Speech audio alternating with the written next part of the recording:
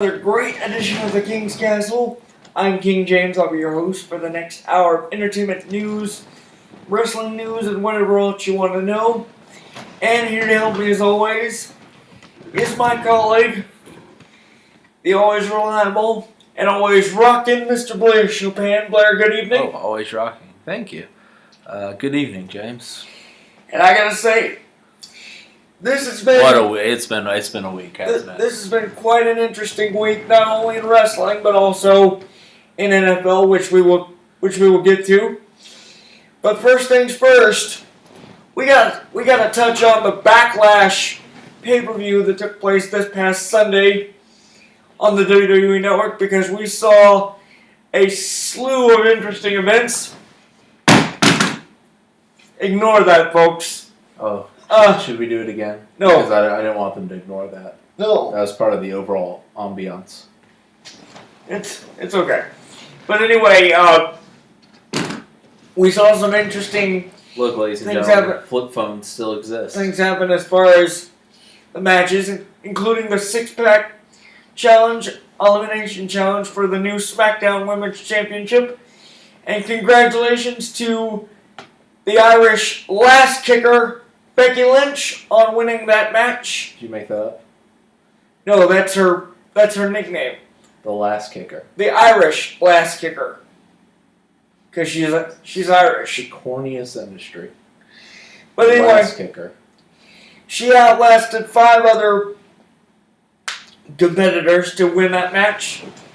And we now know, based on a 5-way match that occurred this past Tuesday on SmackDown Live, that she will now face Alexa Bliss one-on-one. So you're telling me they had a number one contender thing? On SmackDown Live this past week? Yeah. I've just been calling this wrestling getting a little too predictable. Well, anyway. Because a couple weeks ago, I told the folks that there was going to be a number one contender thing for the women. That's what they should do. It would be very nice. Everyone running out there in their underwear, Dude, doing lesbian shit. They can't have women wrestling in their underwear. They have to let them wear bras, shorts, and boots. I think they're in their underwear sometimes. Because remember, it's a PG show. You can show underwear on PG. Like, I could be in my boxers now, and this would still The guys can, but I don't know if the girls would allow that. Why was there a difference? Because... Why is there a difference, James? Why is there a difference? Answer this without getting yourself in trouble. The answer is very simple.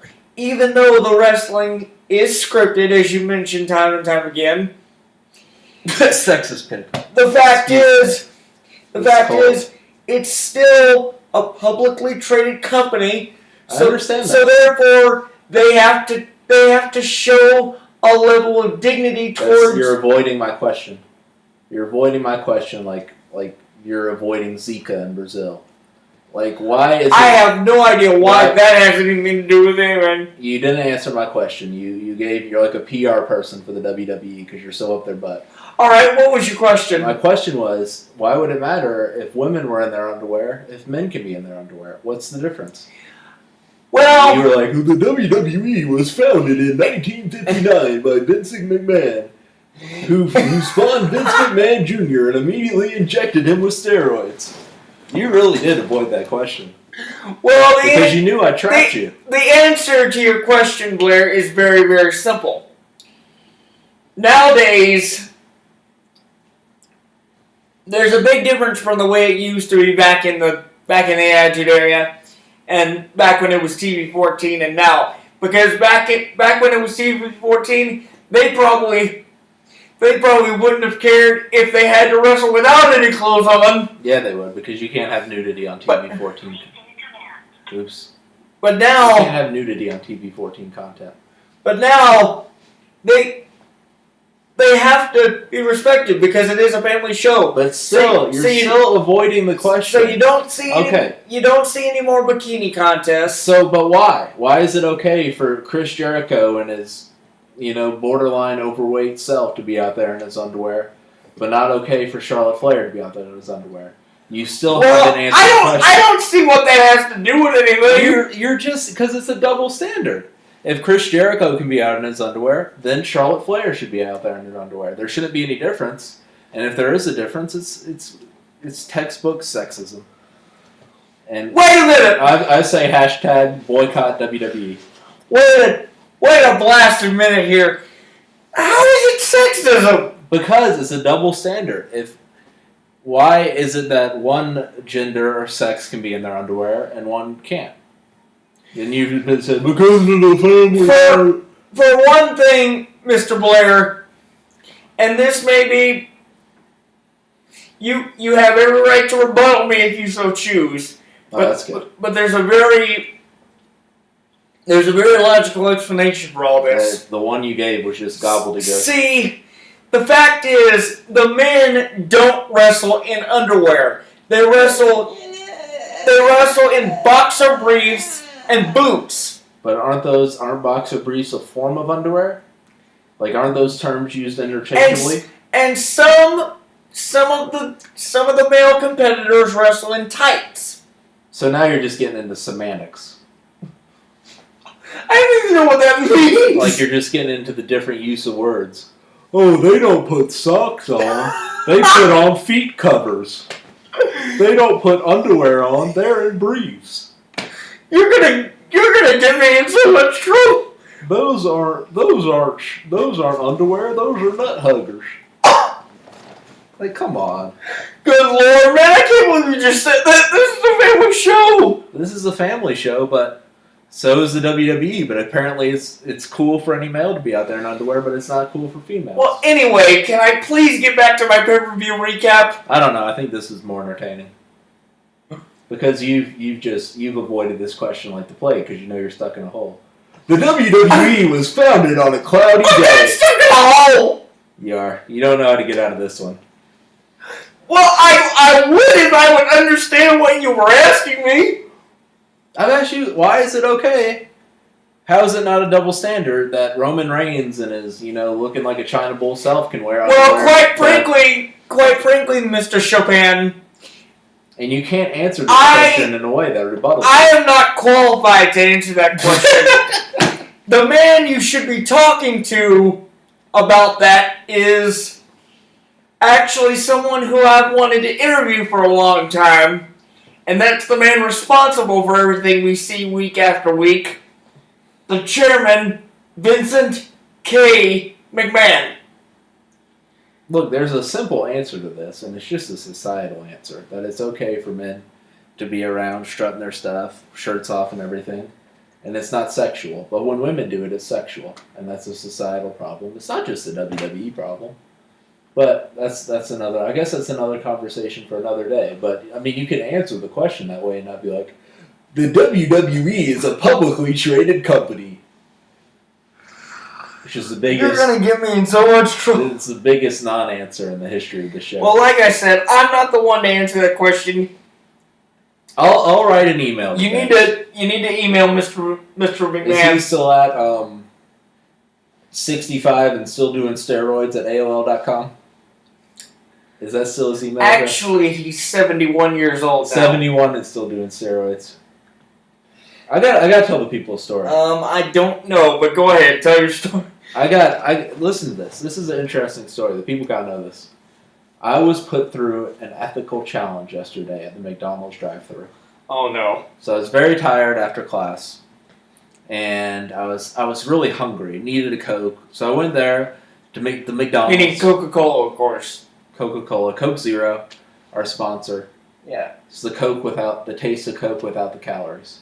Went there, went to the drive-thru, said my thing, what I wanted to order, quarter pounder, Coke, Went to the first window, and the woman there is, not open. They said pay at the first window. The woman there is not opening the window at all, and I'm just sitting there for 2 minutes, and I'm just like, I'm waving to her, saying, hey, I need to pay, you need to open the window. So I go to the next window, and they're just like, sir, here's your food, have a good day. But I never paid. So I was like, what do I do? This is just a huge ethical dilemma. So I called the lady back. I was like, hey, for some reason, your coworker, I don't know what, she didn't see me or somehow or whatever, but I never paid. So I gave her my card and said, this is for a quarter pounder meal. And she took the card, ran back there for a second and said, "Sir, we're not going to charge you because you admitted to you did the right thing by telling us that you never paid." So I got free McDonald's. But I was wondering the entire time, were they putting me through a test to see if I would say that I needed to pay or not? Well, I don't know, but I gotta ask you this question: did you see any cameras around during this time?